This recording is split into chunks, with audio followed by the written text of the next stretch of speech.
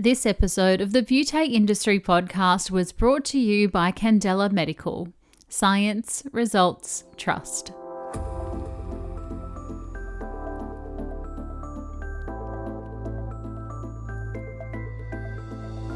Hello and welcome to the Beauty Industry Podcast, your online support community for the professional beauty industry. I am your host, founding director of Beauty Industry, Tamara Reid. Here we are closing the competitive gap and speaking your language. This is a platform created and dedicated to the professional beauty industry, valuing community over competition. We serve to help connect you with inspiration from industry experts, expand your knowledge through educational pieces, and bring you the latest in product and technology innovation. This is Beauty Industry. Today my guest is Sal Daoud of Captive Vision Outdoor and Sillyfish. Often we hear beauty and aesthetic business owners talk about increasing their brand awareness and the need to further their marketing efforts in order to attract new clients into their business and convert bums onto beds. The ultimate question is, how do we do this? A proud husband and father of two, Sal currently works for Venetian Media Group, an independent Australian-owned and operated media agency. Within the group, Sal is National Head of Sales for their digital performance arm Sillyfish and out-of-home arm Captive Vision Outdoor. Throughout his short sales career, Sal has gained experience working with multinational and international brands across a variety of categories within the sector. As we very much know, the marketing landscape is always shifting, specifically in our industry, and every client touchpoint must work collectively, which we learn about today through executing holistic end-to-end marketing solutions that generate traffic, convert leads, and grow your audience, which all ultimately help build relationships with your clients, something that Sal helps business owners do on a daily basis. Here's Sal and I for Beauty Industry. Sal, welcome to the Beauty Industry Podcast. It's great to be here. Thanks for having me.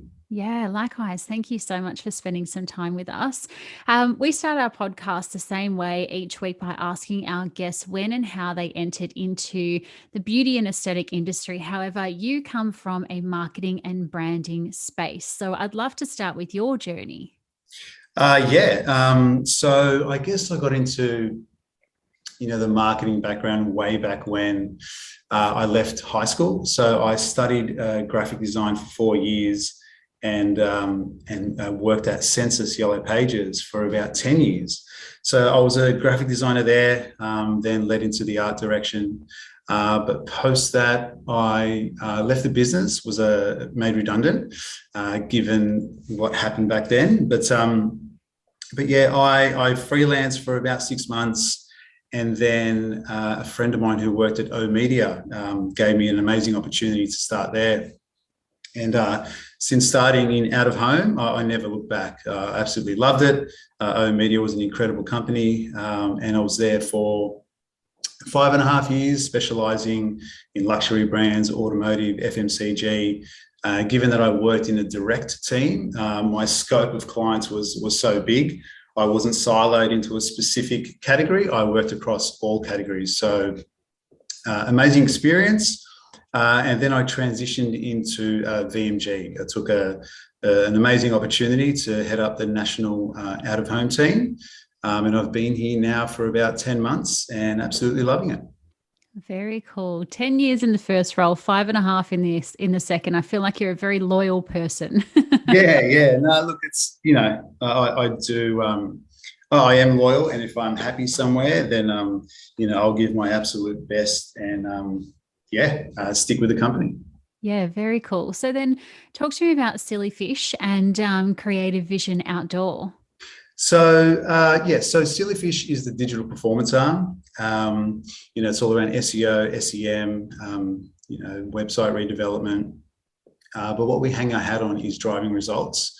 We are a digital agency. We're a very young agency, but sky's the limit given how it's structured within the business. And Captive Vision Outdoor is the out-of-home arm.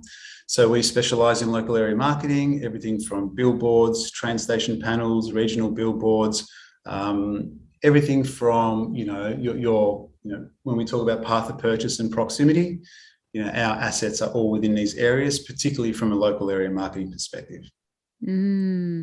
Yes. I think sometimes, especially in our industry, the conversations around marketing are, well, is it really going to get me bums on beds? And, if I spend money with marketing or branding, be that local area or, billboards or bus stops or whatever that might be, look at, I think people are concerned about the return on investment. If I spend X, is that absolutely guaranteed to come back into the business? And I've read a lot about Sillyfish, and I think that's one of your primary goals is, to get business owners that ROI. So can you just share with us, why is it so important to track the return when it does come to marketing?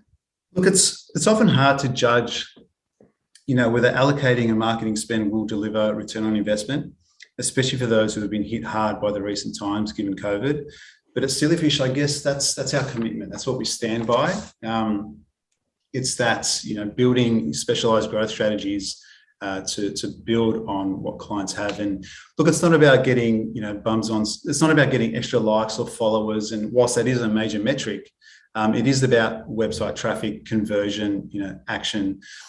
That's where we hang our hat. It is, it is that conversion piece where, many agencies use cookie cutter approaches. We build specialized strategies for each individual client based on their brand objectives. So, we have a modeling, a forecast modeling that we use with our research and insights team. So I guess that's what differentiates us from the others, that we stand by our commitment to deliver results. Yeah, cool. And I just want to pick up on the word you said there, which is conversion, because I think some people automatically go, okay, well, did they become a customer of mine? But a lot of the time with marketing and branding, we're also talking about, brand awareness and that lead generation. So in terms of, like tracking conversion, what do you specifically look at? Look, everybody gets, I guess, an idea of their conversions that's brought into them every month. But what people are unaware of is the channel and what's driving this. And with the help of conversion pixels on websites, for example, let's say a Google Analytics tag, and this helps when it comes to traffic coming to and from the website. And that's where we can understand their behavior to the extent of conversions. So based on this data, I guess we optimized to bring the right audience, which has improved the quality of the page. And for us, that is the goal that we want to achieve based on, obviously, the brand objective. So it's just attaching and understanding how they're tracking and where they're flowing, because clients see their conversions, but what channel is driving that conversion? And that's what we can identify within our processes. Yes. And I think there would be a lot of people listening to this episode going, A, what the hell is a pixel? And B, I don't even look at my website enough to understand the analytics and the conversions. And to that, I would say to them, like, don't put another hat on and try and understand all of this. Like, this is why you guys exist, because, if they were to be treating and doing their team development and also trying to close the books at the end of the month, and now they're going to learn about pixels and conversions and things like that, it can be very overwhelming. Absolutely. And that's why, our strategists and developers work hand in hand with us. I guess they give us the gold and we then present that to the client. If it ever gets to the granular level, then we just bring the guys out and, present on our behalf or with us to answer those little questions. Because, when you explain these things to clients, it piques their interest. They want to know, like, how does that work? What is it all about? Particularly as it's their own business. So they want to be across it all.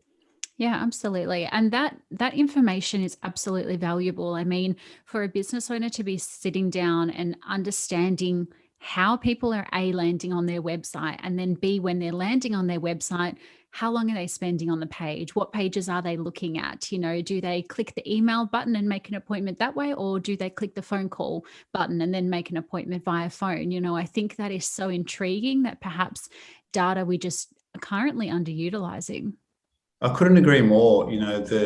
it's all about transparency these days and understanding, bounce rates, how long they're spending on these websites, where they're coming from, what they're spending most time on. That way we can start to identify what products are working for the clients. For example, if a customer spends a certain amount of time on a specific product and we understand the trend, well, we know that we can push that, or we don't need to push that. Let's focus on something else because that's looking after itself.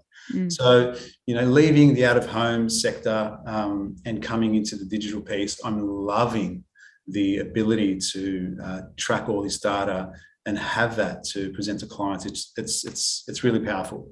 Yeah, that's super cool. Now, I believe Captive Vision Outdoors also specializes in billboard marketing. And while I'm sure every business would love to have a billboard somewhere hot and have tens of thousands of people driving through, is there any kind of qualifying markers that you look at to go, okay, yes, your business would be great on a billboard, or no, it wouldn't? Look, there's not much, restrictions or red tape on billboards. With our business, we can't promote gambling, alcohol, and religion. This is based on, being close to school zones and whatnot. But, without stepping outside of the boundary with specific content, it's open slather. You can get quite creative, and that's why creative agencies love when above the line is included in campaigns, because they can really flex their creative muscle and showcase some amazing work across these major arterials and freeways. Because a billboard is a nice to have on a media campaign. It's that chest beating, medium where if you're a CEO or you work for the company and you drive past and you see your name in lights, there's something about that that's pretty special. And having worked at oOh!media, obviously coming over to Captive, clients do love when you take them on a site tour or you're in market and they see it. It's really positive feedback. So, yeah. Yeah, for sure. I used to think, a little bit naively and think a billboard is a billboard is a billboard. But I now know that there are quite a few different metrics of billboards. And I want to know from you guys, what do you do differently? So there's obviously different digital billboards. There's just your stagnant billboards. I mean, how do you really captivate a brand and then make it stand out? Because, it's quite a large space. Yeah, look, it's a large space, it's a competitive space, but I guess how we differentiate to the other out-of-home providers is, we focus on that local area. Given the recent times with COVID, we're noticing people are staying local. People shop, live, work, play in their local areas. Sadly, traffic isn't what it used to be in the CBD, but we're noticing from recent data that the suburbs and train lines and local roads are busier than ever.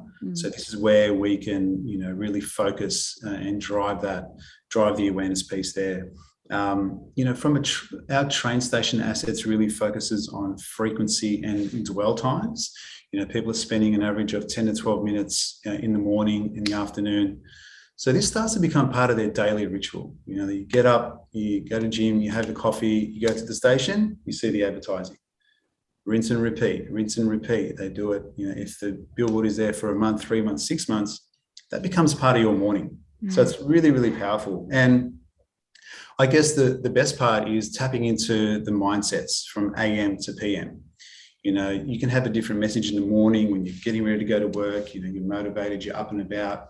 But then when you're getting home, you want to focus on what's for dinner, what's happening on the weekend. So you can really tailor the message accordingly. And that's, I guess, the benefit. And look, ultimately, what we also focus on is that proximity, supporting local businesses, that path of purchase by having, directional ads or just, a call to action, going through a drive-through McDonald's or, pick up some quick takeaway dinner from Coles, whatever it is, we can have that sticky conversation given that we're so close to the local businesses.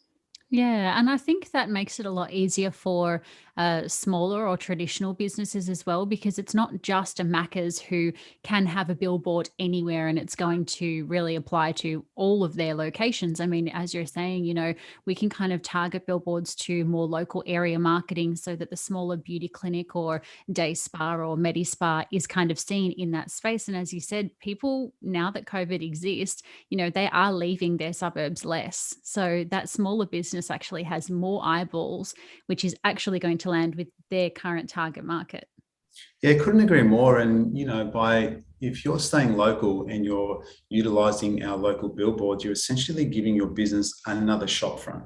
Mm. So be able to tell whether it's, again, a call to action, a phone number, or a website. It just creates more trust again within the local market. So I feel like there's a great opportunity, particularly for businesses that we discussed earlier about getting new people in the door, or just providing some updates, or just localized messaging. It's really powerful. After the break, Sal shares with us a little secret in getting clients to return to your business and visit again, otherwise known as retention marketing. But first, a word from today's beauty partner. Community, if you're thinking about machinery and devices and wondering what sets Candela Medical apart, it is their commitment. From the day you become a Candela customer, you experience a true partnership. With the purchase of a Candela device, you receive a 3-year service warranty, clinical training for you and your team, as well as access to their comprehensive marketing resources, and as we've been hearing about in today's episode, are absolutely vital for your business. Your success is their success. Find out more at www.candelamedical.com.au. Thank you so much to the team at Candela for making this episode of the Beauty Industry Podcast possible. And now, back to Sal. Now, speaking of powerful, my mind was absolutely blown when I found out that when you pass by a billboard, you can then receive social and digital marketing to increase your engagement and inquiries. How does this happen? Because I feel like this is alien stuff, which is just the coolest thing ever. Yeah, look, it's part of our USP, really. Having Sillyfish and all the capabilities within digital, then optimizing the billboards, we can really start to create, multi-touch points. To your point, it's a first. Not many other out-of-home suppliers can do it. Maybe they can now, but we build a radius around the billboards. So whenever a client is within that radius, we can shoot them messaging. And then you think about it, if they're seeing the billboard with the same creative and they're seeing the digital component with the same creative, again, that creates a really nice customer journey. Whilst they're in the radius, we can shoot them messages. But the best part about this is once they jump online, we can capture their data. And then once we have their data, we can shoot them messages inside or outside the radius. So if we want to upsell a product or showcase a new offering, or if there's, again, like a laser treatment or a free offering, whatever it is, that data is so rich. We touched on it before around the Google Analytics and the tags and understanding the journey of them. We have them here as well. So, yeah, it's pretty cool. Coming on board and heading up the captive vision vertical was really exciting. But then the opportunity to take over the digital agency and then optimize the both was just it was an amazing moment. Yeah, absolutely. It's kind of like when you talk about something with your friends and then all of a sudden you're scrolling on Facebook and that thing that you've just been speaking about comes up. You're like, how did they know? Yeah, happens all the time. I believe it's, I think it's the, when you have your speaker on your phone, they can hear you. I've tested it and it works, but look, we've got hard and fast data that can back this up. And it's really exciting, particularly as we move forward and, technology gets better and better. This is only going to get even, it's going to go from strength to strength. So it's really exciting for the business. Yeah. And it makes a lot of sense as well, I guess, because often if you see a billboard or you drive past a bus station or you're out catching the bus or whatever that looks like, you kind of see something and you go, okay, I should make a mental note of that. But the reality is you get on the bus, you buy a ticket, or, you go through the not red light, green light, and you continue driving your car. All good here. We follow by the road rules. But then you forget that messaging. So I guess if you're going to get home, or if you get your phone out the next time, once you've got out of the car and that message then pops up on that social media platform, well, then you're prompted again to go, oh yeah, I forgot about that 2 seconds later. Now I will actually screenshot it, or I'll save it for later. So it's kind of just re-solidifying the message every time. Yeah, it's that buyer's journey. It's just tapping into it multiple times of the day. They say when you see a billboard for the first time, you remember the colors. When you see the billboard for the second time, you start to understand the branding. When you see it the third time, you're hooked. Like, you know what it is. And given, the repetition of our local area, like seeing it so often, it does the heavy lifting. So when you got billboard in place, and then your digital comes across the top with multiple messaging across Instagram, Facebook, website, Google, it becomes quite powerful, given that there's so many things talking to you without you even knowing. It's all that subliminal play. Yeah, absolutely. I guess for this to be successful, you have to target the right area with the right content at the right time. And it's all got to kind of, the stars have to align. How important is the location? And then how do you mathematically pick the perfect spot for that specific business?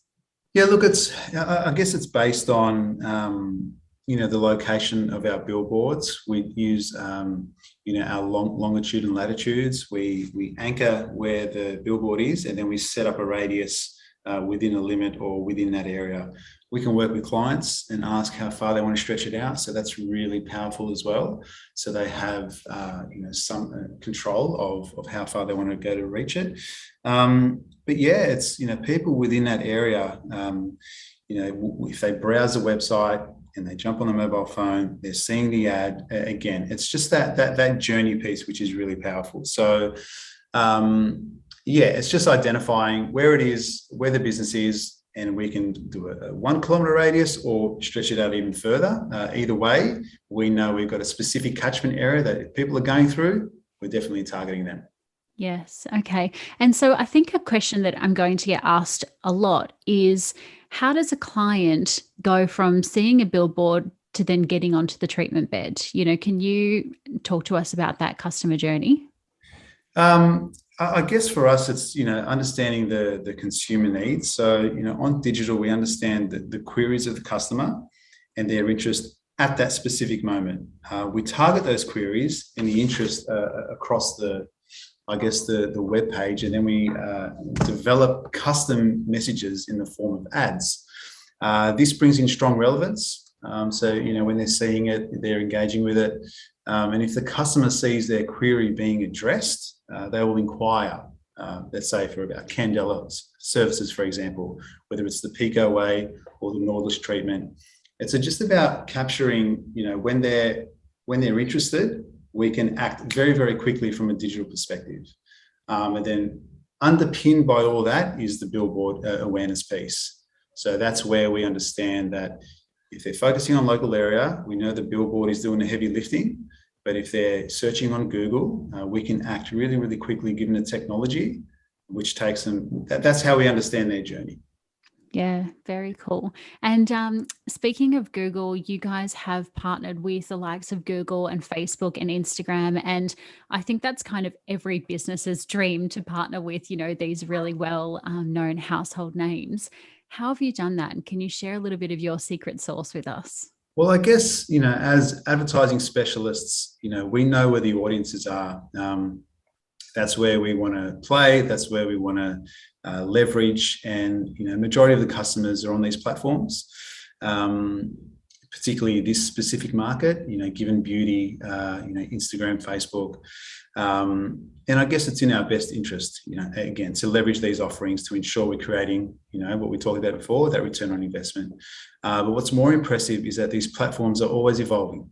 They're always changing, and you've got to be ahead of the game.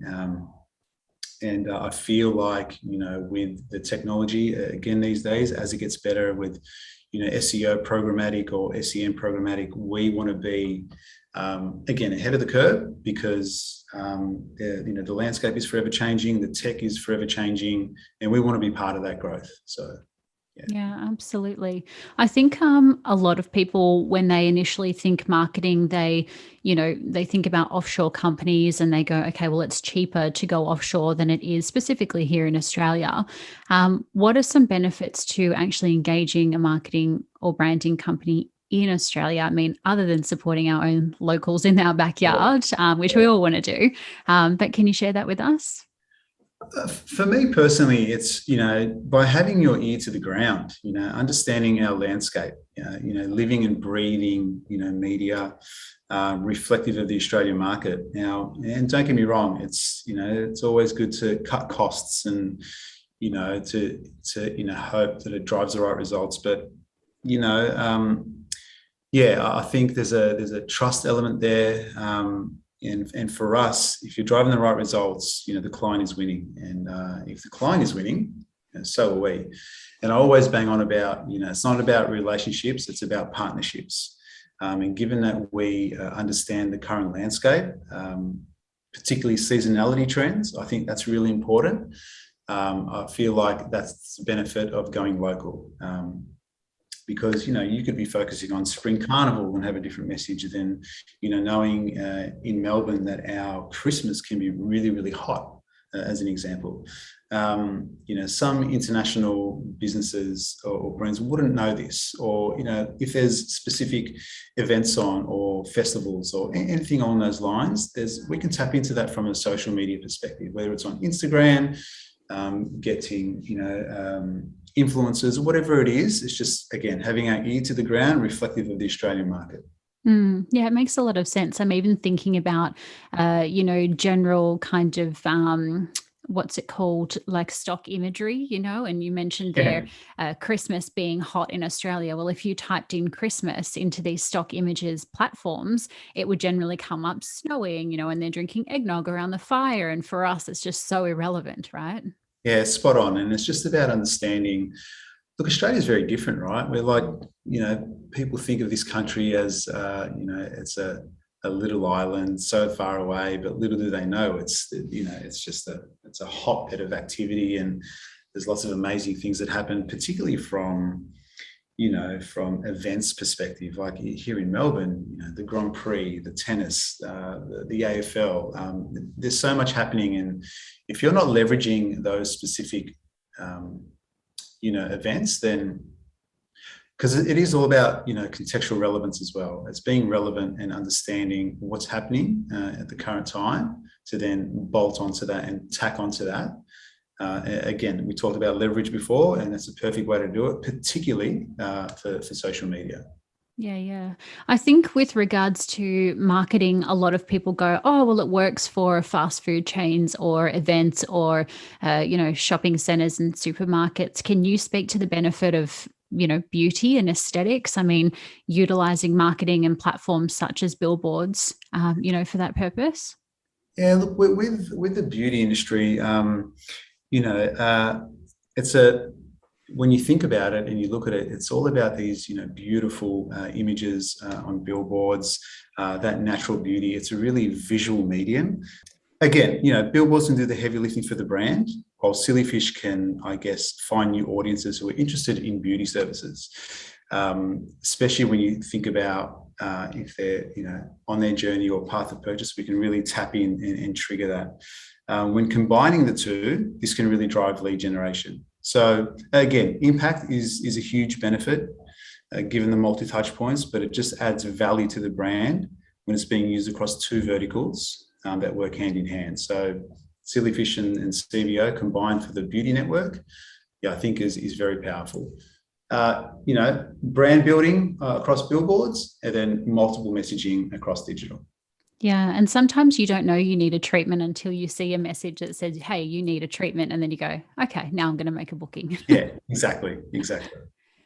Here at Butte, we are pretty big on re-engaging clients, and rather than just new clients, new clients, new clients, and then, not retaining them, or, taking them through that entire customer journey and seeing them again and getting incredible results. We love that retention marketing. What are some of your tips for re-engaging with your current clientele?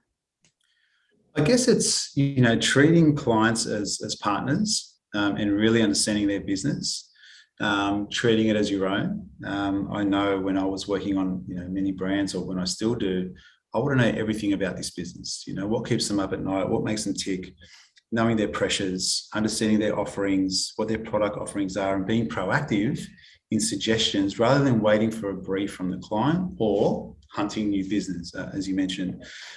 I think once you have this cleared, you can work better to drive results for the business just by understanding what their strategies are, what their objectives are. So I feel like, when you have that trusted advisor status with the client, they can engage with us to work across maybe other brands or new campaigns. But yeah, again, it's just about having that trusted advisor status and understanding their business, and being, I guess, invested in what they're trying to do. Yeah, absolutely. And speaking of invested, we at Butte are pretty invested in our community. I mean, it's the whole thing of our company is based on. We talk a lot about, talking to your community in the sense of, a business may be in Malvern, well, then talking to Malvern and the surrounding suburbs and engaging other local businesses that might be like-minded to you. But I think sometimes our community and our audience really struggles to do that, and they don't know how to do that. How can we encourage those business owners to actually advertise locally and then try and engage their community a little bit more? Yeah, I feel like engaging with local clients is essential. The more you keep them engaged, the longer they'll stay with you. For the beauty category, I feel like using social space and or emails to provide, let's say, tips about health benefits, their skin, things along that nature is a great way to stay relevant with the local community. Customers appreciate it, and you can see responses right away in the form of likes, comments, shares. So also owning that social piece as well. The frequency of posting and sharing posts, increased brand awareness again. And then for me, a big one is that contextual relevance piece is a big one for locals. Creating tailored billboards to the area, whether it's ads, messages, or posts that speak to locals. If you're using a creative billboard and using, the suburb name, or collaborating with a local business, I feel like, that really adds trust. And, for me, particularly with, the captive vision piece, you can essentially own a suburb if you're doing a billboard marketing along with digital marketing. I feel like there's a really unique opportunity to dominate a specific area. And that way you can start to tell a story, start to engage with locals. If your socials are contextual relevant, reflective of the billboard, and is speaking the same message, that starts to become quite powerful. Then again, it's all about that trust, right? It's all about that trust, that buying locals, staying local, supporting locals, is something that works really well with both the CBO and the silly fish component combined. Yeah, absolutely. And I think everyone's got a little bit of suburb pride, don't we, when we listen to the news? And if you hear Clovelly and you're from Clovelly, you're like, oh, hang on, what are they saying about Clovelly? I need to listen to this. It's Yeah, quite yeah, funny, isn't it? yeah, spot on. And even billboards to your point, is a sense of pride, and you're part of that community. You're from that area. So yeah, absolutely agree with you. Yeah, for sure. Well, Sal, thanks so much for spending some time with me today. I think, this has really broadened the horizons of a lot of business owners who sometimes may have thought, I don't need to invest in marketing, or I'll put it in the too hard basket, or, my business could never be on a billboard. There's so many affordability options. And, I just love how creative you guys are at Silly Fish and taking the billboard opportunity and then going on through to digital, because we do need to see things and our clients need to see things quite a number of times before it lands. So thanks so much for sharing all of those tips and tricks with us. No, absolutely. It's a pleasure being here, and I hope that was beneficial and helped, and to all the small to medium businesses, we're here to support you all. And as we come out of COVID and rebound, small to medium businesses make up about 60% of the GDP. It's a huge part of the Australian economy, and we'd love to support and watch the growth come back in action. So thanks, Tamara. Thanks for having me. So much yes in today's episode. Often when I speak to business owners in our industry, they put limits on their business around marketing and advertising. And to that I say, why? Or better yet, why not talk about your business? You do such a fantastic job at treating skin and gaining results through your services by using devices and solutions that help people and literally change their lives through changing their skin. Or if you're in a day spa, then you help lower that stress and anxiety level through the amount of calm you bring. So you should be shouting it out from the rooftops, or better yet, plastering that message onto a billboard. Sillyfish is a business name that I'm sure will stick with you, but if you want to check them out further, head on over to the gram at Sillyfish Digital. Us, of course, you know where we live by now, but if you don't, we too are over on the gram at Beauty Industry, or you can read through our digital magazine, blogs, even listen to more episodes or shop with us over on the website. Thank you for your time and your ears. As always, without you listening, we would not be here talking. Until next time, stay connected.